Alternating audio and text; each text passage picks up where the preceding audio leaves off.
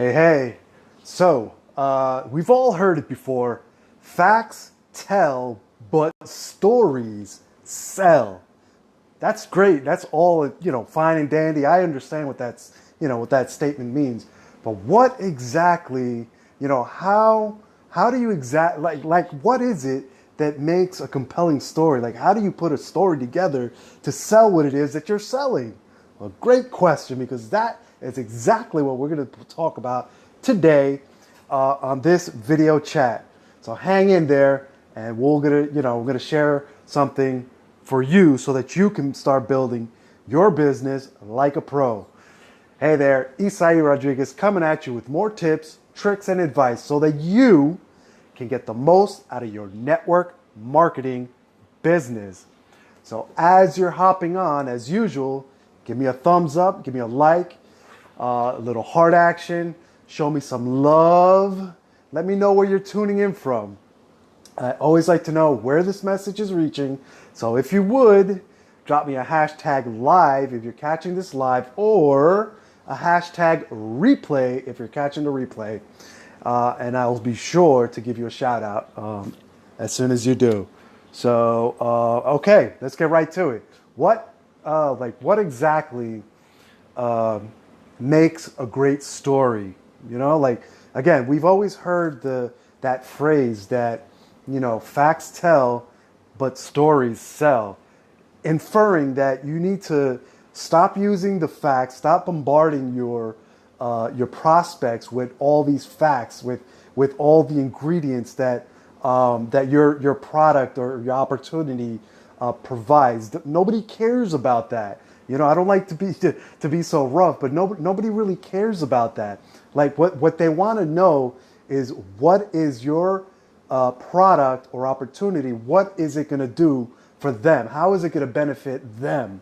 Like, that's the important thing, not what vitamin is in your superpower shake, or what this or what that, or nobody cares about that. What they want to know is, how is that going to benefit them? Like, what benefit do they get out of your product or your opportunity?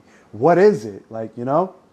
So essentially, to drill this or to convey these messages to your audience, the best way to do that is, again, drop the facts, drop it. Nobody cares, and start using stories. Come up with a masterpiece of a story and use that to share your product, share your opportunity.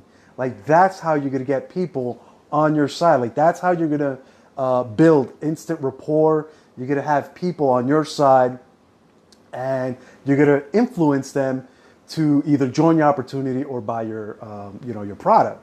So I have a few tips here that I came across in a training that I had recently, and I thought, this just kind of makes it all simple. You know what I mean? If you really think about it, when you're putting together a story, there has to be some sort of progression.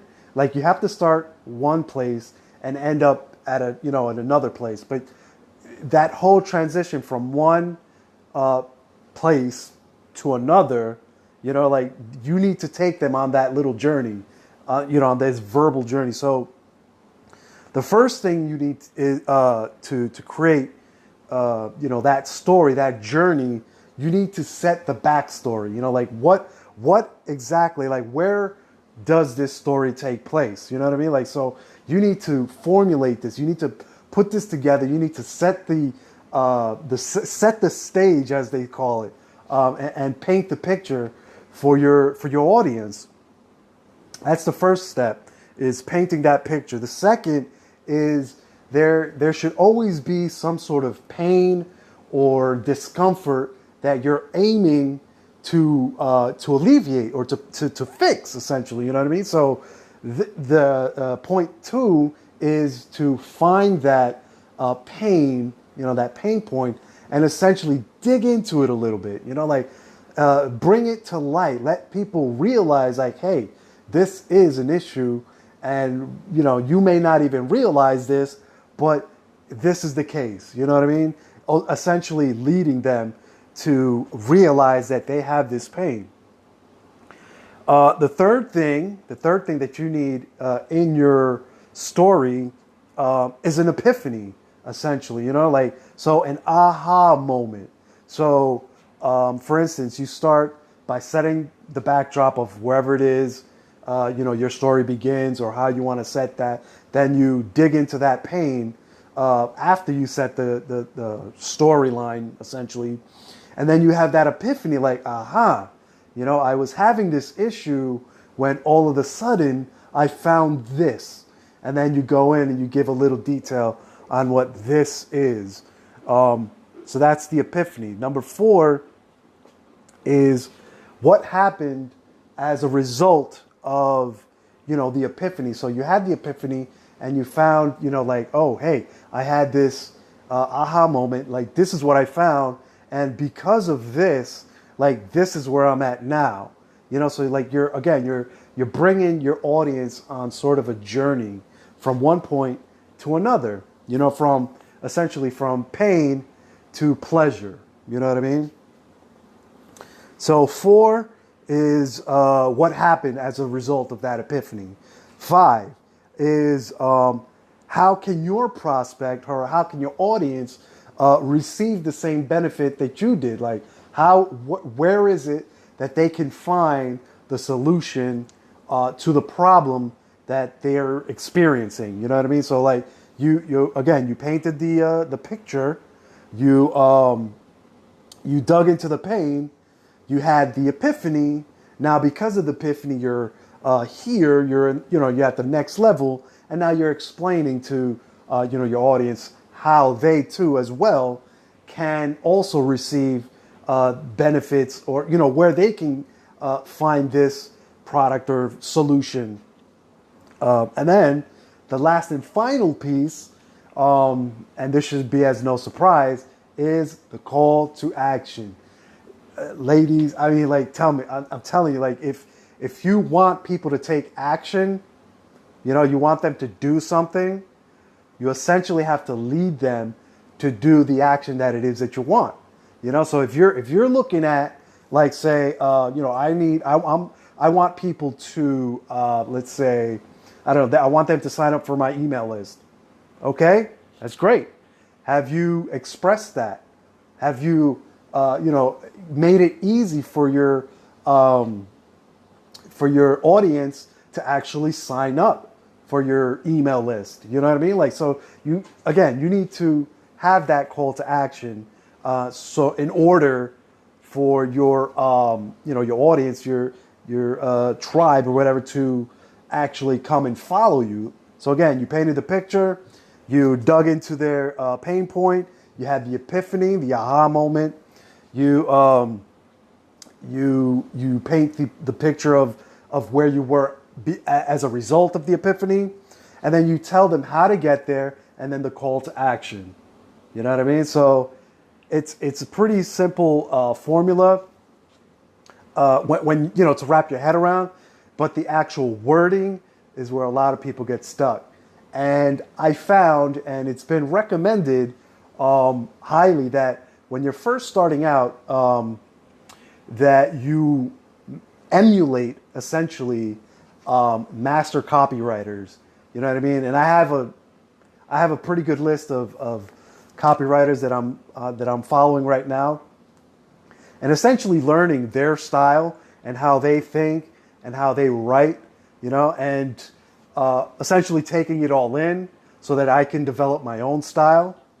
But one of the best and easiest ways to learn how to craft a masterful story so that you can sell things is essentially following, copying, emulating, studying, understanding how the masters do it.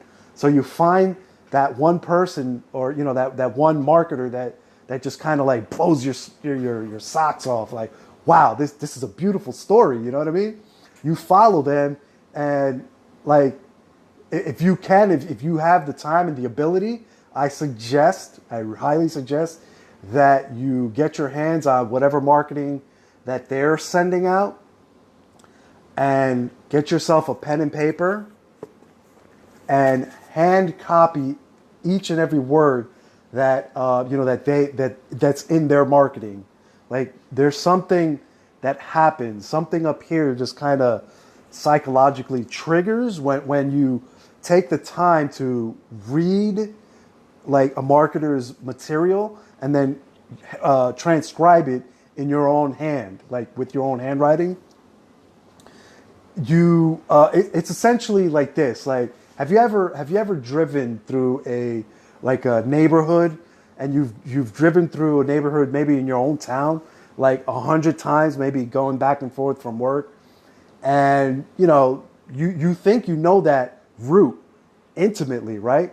And then one day you go walking through that same route, that same street, and all of a sudden you're seeing things like, oh, I never noticed that this was there, and this tree, and this house, and that flag, and like you start noticing little details that you never noticed because you were just kind of rushing right through it, kind of blinded. You know what I mean? Like you just had a mission. You're just getting from work to home, from home to work, back and forth. You don't really pay attention to the detail, but there's something that really happens, like a connection or the attention to detail, when you slow things down, when you go for that walk, and you're walking through the neighborhood, and then you notice like, oh, look at the size of this fence. Like I always thought this dog, the neighbor's dog, would easily jump over this fence, but now that I'm looking at it, no, that's a pretty high fence. Like now that I'm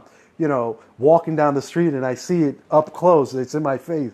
Like that's the same premise. Like that's essentially the same thing that happens when you copy like a master copywriter's material. Like don't get me wrong, don't go ahead and essentially plagiarize their stuff and take what they're using and use it as your own. What I'm saying is take their material and ingest it, like write it out in your own hand and study like what is it that's going on there, like understand like the story that's going on within the message. You know what I mean? So anyway, that's about it for today. I hope you guys enjoyed this. If you did, share this with your team. Share this on your page, on your profile. Follow my page if you haven't done so already. Like it. Set to see first.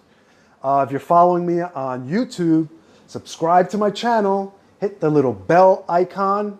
However you would make a bell, I guess. So that you're notified as I upload videos for you, essentially.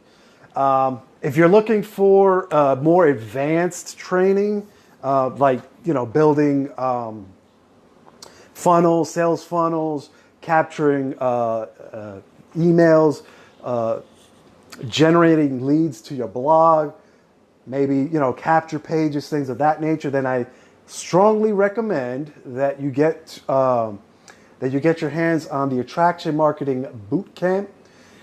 If you don't know how, message me directly. I have the information for you. I'll send that right over. Also, if you don't know, I have a business of my own, a home business of my own, where I'm always looking for energetic and people that just want to create something, that are looking to create like a lifestyle for themselves, for their family, and they're ready to rock this business, now. Then if that's you, if that sounds like you, and you're ready to rock and roll, then drop me a line, drop me a message, and let's get you started ASAP. So until the next video, take care now. Bye.